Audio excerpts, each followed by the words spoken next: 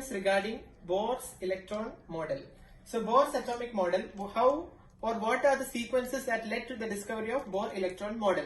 Now let's discuss very important topic that is the core of this chapter. We are starting the core of this chapter right now. So dual nature of matter and experimental results are the main two factors that led to discovery of Bohr model. What is Bohr model? We'll discuss later. And what is meant by dual nature of matter? Matter, you know, anything that occupies space and has a definite mass, that is known as matter. We are also matter, anything, even the smallest electron or the proton or human or animal, anything else is also a matter. Okay, so what is meant by dual nature of matter? What we can see when a person comes to us, we are actually seeing the which nature of matter? Only one nature of matter. We are seeing that it's acting like a particle. That man or a person who is coming near to you is acting like a particle. So we are very familiar with one nature, that is particle nature. But on analyzing the spectroscopy of various matter, not only humans, or maybe like small atomic particles like electrons or protons or anything like that, they have discovered, or the scientists have discovered, that there exists one more nature of matter, that is wave nature. So we can say that matter of any type exhibit particle nature as well as wave nature.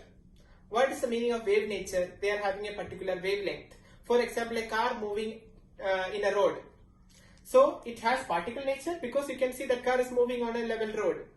But it has wave nature also because on analyzing the spectroscopic details, we can prove that there exists a particular wavelength lambda for that motion of that car. So there exists both particle nature and wave nature for matter, and this experiment that led to Bohr model was mainly talking about electrons and photons. Okay, so we are talking about dual nature of matter.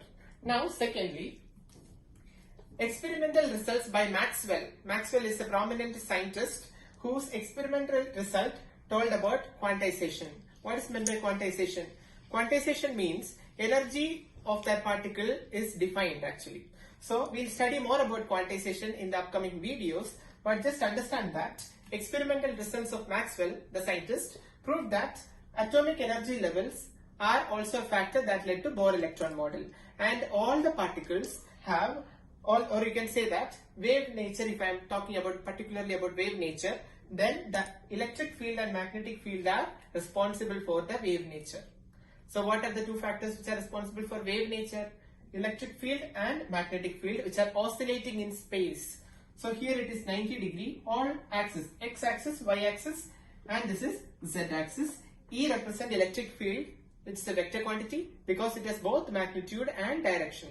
And on the z axis you can see magnetic field. It has also both magnitude and direction. So it's a vector quantity. So this is a wave. Wave is propagating along the x-axis and the particle is moving along this direction, whereas the electric field the electric field is in the y direction and magnetic field in the z direction.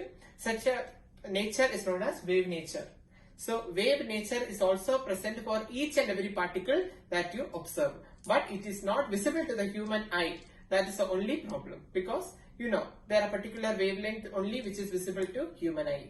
So this is how we, or these are the factors which led to the discovery of which one? Bohr model of atom. That's all about this topic.